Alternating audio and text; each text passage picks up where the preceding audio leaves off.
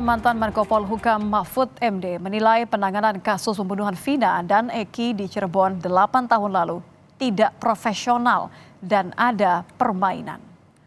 Mantan Menko Polhukam Mahfud MD menyoroti penyidik polisi yang menghilangkan 2 buron dalam daftar pencarian orang. Padahal DPO ini sudah masuk dalam dakwaan jaksa hingga putusan hakim di pengadilan. Mahfud MD menilai ada permainan sehingga proses hukum dalam kasus ini tidak dilakukan secara profesional oleh polisi. Ada permainan untuk melindungi seseorang atau mendapat bayaran dari seseorang untuk mengaburkan kasus, itu sudah sebenarnya sebuah permainan yang jahat. Nah, saya cenderung ini lebih dari unprofesional. Ya, ada permainan. Yang 2 orang yang buron ini kok sekarang dibilang dulu salah sebut. Mana ada orang sudah nyelidiki lama kok salah sebut ketika sebegitu profesional harusnya tiba-tiba alasannya gitu, salah sebut sehingga lalu dianggap tidak ada tuh, hanya satu, hanya Peggy itu pun diragukan. Ini tingkat polisinya nih tidak benar. Bukan soal ini kejahatan. Wakil Ketua Komisi 3 DPR Habibur Rahman menanggapi pernyataan Mahfud soal penanganan kasus pembunuhan Vina Eki yang dinilai tidak ditangani secara profesional. Habib menegaskan kasus hukum tidak boleh ditangani berdasarkan asumsi. Jika ditemukan bukti baru, Habib merekomendasikan untuk melakukan upaya hukum melalui peninjauan kembali. Kalau toh memang ada perkembangan, ada bukti-bukti baru, kan ada namanya peninjauan kembali. Silahkan saja ditempuh. Selama ini, sejauh ini kan sudah ada putusan-putusan yang berkekuatan hukum. Kalau itu belum dirubah, belum ada novum juga yang diajukan untuk merubahnya, maka itulah yang harus kita pedomani. Jangan ya, persoalan hukum itu kita sikapi dengan asumsi. Tim kuasa hukum Peggy Setiawan mendatangi kantor Komisi Yudisial di Senen, Jakarta Pusat, Rabu siang. Kedatangan tim kuasa hukum untuk meminta Komisi Yudisial turun langsung mengawasi sidang pra-peradilan terhadap Peggy Setiawan agar berjalan adil. Tim kuasa hukum menilai banyak pelanggaran dalam penahanan Peggy di kasus Vina.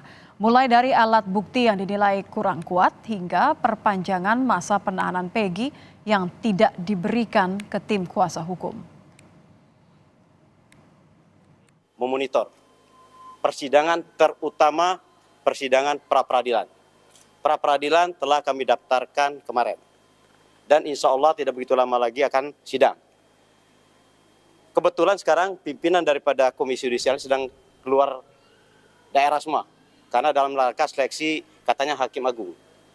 Mau ada informasi begitu, tapi surat kami sudah masuk. Apapun namanya, walaupun pimpinan sedang ini keluar, tetap untuk pengawasan tetap harus ada dari sini. Penahanan Peggy Setiawan ini habisnya seharusnya tanggal 10.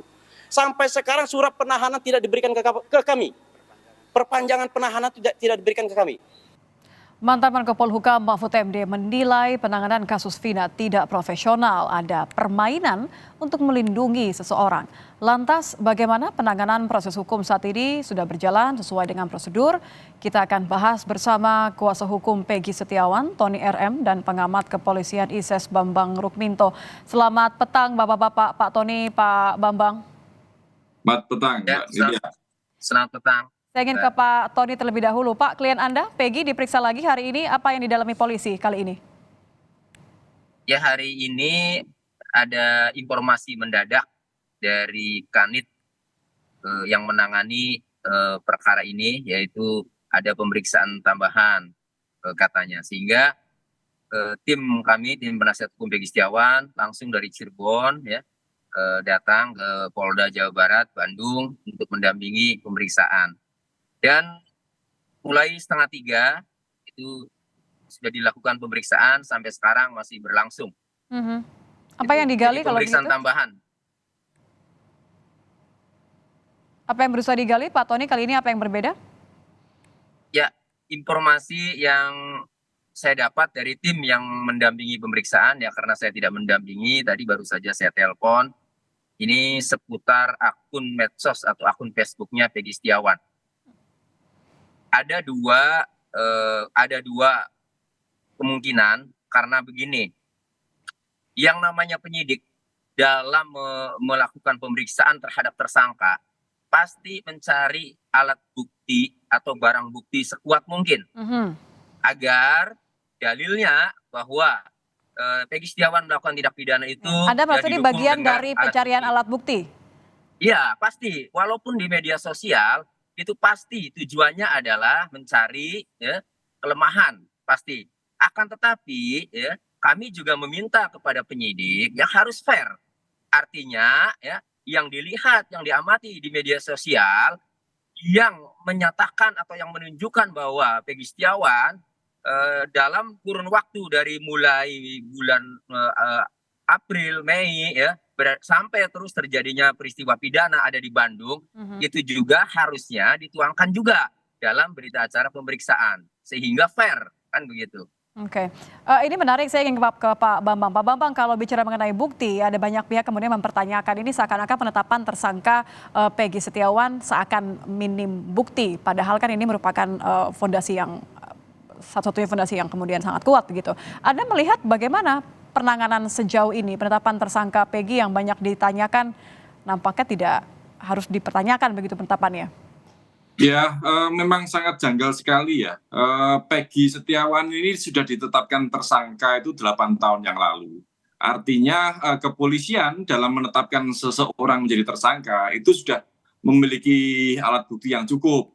Bukan alat bukti yang cukup, 2 alat bukti yang cukup, tentunya kesaksian dan alat bukti yang lain gitu loh. Ketika kesaksian 8 orang itu dicabut, akhirnya kan konstruksi itu berubah semua. 3 orang termasuk Peggy ini tidak dikejar gitu. Makanya kalau sekarang Peggy ini ditangkap dan polisi meyakini bahwa sudah memiliki alat bukti yang cukup, seharusnya kembali ke 8 tahun yang lalu. Bukti-bukti itulah yang seharusnya dibuat untuk melakukan pemberkasan terkait dengan pentersangkaan Peggy, sehingga kepolisian bisa menyampaikannya langsung kepada kejaksaan.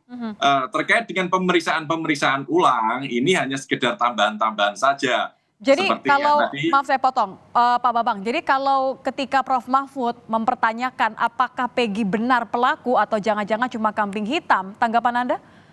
Ya ini sangat kesannya sangat dipaksakan sekali untuk Peggy, untuk memasukkan Peggy sebagai tersangka dan membawa Peggy ini ke pengadilan. Oke lah, kita mengikuti alur berpikir kepolisian gitu loh. Kalau kepolisian konsisten dengan itu, berkas 8 tahun yang lalu sudah cukup tentunya. Itu saja yang diserahkan kepada kejaksaan, bukan melakukan pemeriksaan ulang gitu. Tadi juga sempat disampaikan bahwa Peggy ini juga akan dites melalui lie detector misalnya. Ini juga tidak memberikan dampak apa-apa selain hanya sekedar menjadi alat intimidasi pada Peggy. Ini akan mengulang kesalahan-kesalahan lagi. Makanya jangan dipaksa-paksakan lah kalau untuk menetapkan seseorang itu menjadi tersangka. Gitu. Makanya kalau kemudian Profesor Mahfud tadi menyampaikan bahwa ini untuk mengaburkan pelaku yang lain, itu bisa mungkin terjadi. Gitu. Makanya kepolisian memaksakan kehendak dengan menetapkan 11 orang tersangka itu. Saya ingin kembali ke Pak Tony, pendapat dari seorang mantan Menko Polhukam begitu keras menyebut bahwa ada permainan seakan melindungi seseorang dan klien Anda ini bukan pelaku sebenarnya, hanya kambing hitam. Anda melihatnya seperti apa, Pak Tony? Wah, saya hormat sama Pak Mahfud. Pak Mahfud itu orang jujur, orang berani yang kami tahu selama ini, termasuk Pak Bambang juga saya sependapat tadi.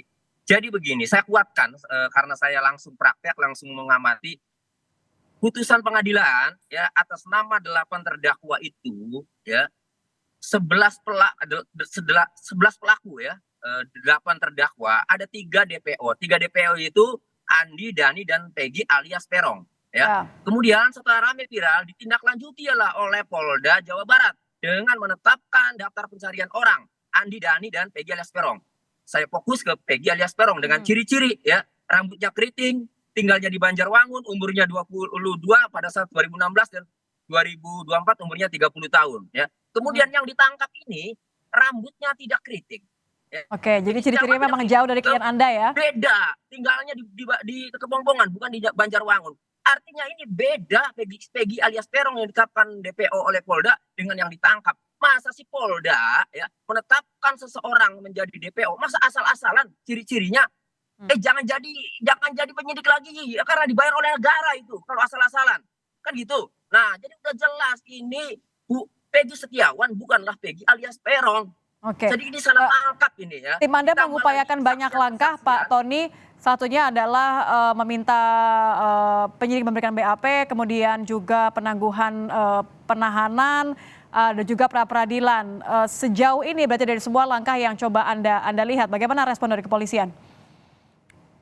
Ya, penangguhan penahanan tentu karena penyidik ini ngotot bahwa Peggy Setiawan, ya klien kami adalah pelaku, sehingga sampai saat ini juga belum direspon untuk penangguhan penahanan. Untuk pra-peradilan tentu karena penyidik suruh transparan saja alat bukti apa yang dimiliki sehingga klien kami ditetapkan sebagai tersangka. Petunjuk apa karena DPO-nya Peggy alias Peron dalam putusan, yang ditangkap Peggy Setiawan, apa petunjuknya sehingga klien kami ditetapkan sebagai tersangka. Kami ingin tahu karena tidak diberitahu, maka kami buat ke pra-peradilan. Itu.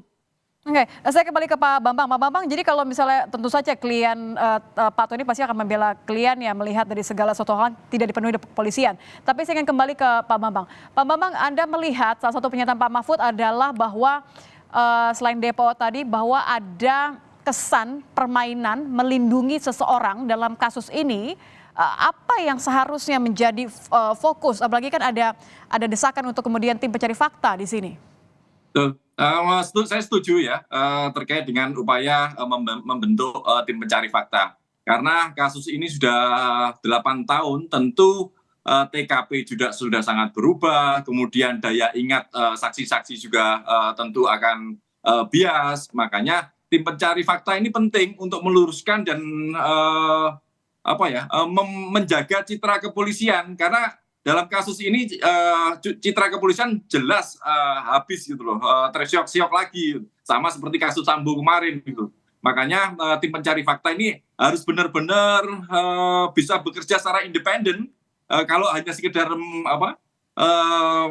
mengedepankan peran penyidik dari kepolisian saja, kalau sampai sekarang masih berputar-putar tidak jelas, olah TKP, gelar perkara yang bolak-balik yang tidak jelas itu, maka asumsi masyarakat akan semakin berkembang, dan netizen kita ini sangat pintar sekali, makanya penyelidikan netizen ini juga harus direspon positif oleh kepolisian gitu. Seperti itu. Baik, terima kasih Pak Bambang, pengamat kepolisian di dan juga Pak Tony RM, kuasa hukum dari Peggy Setiawan. Terima kasih Bapak-Bapak, selamat petang.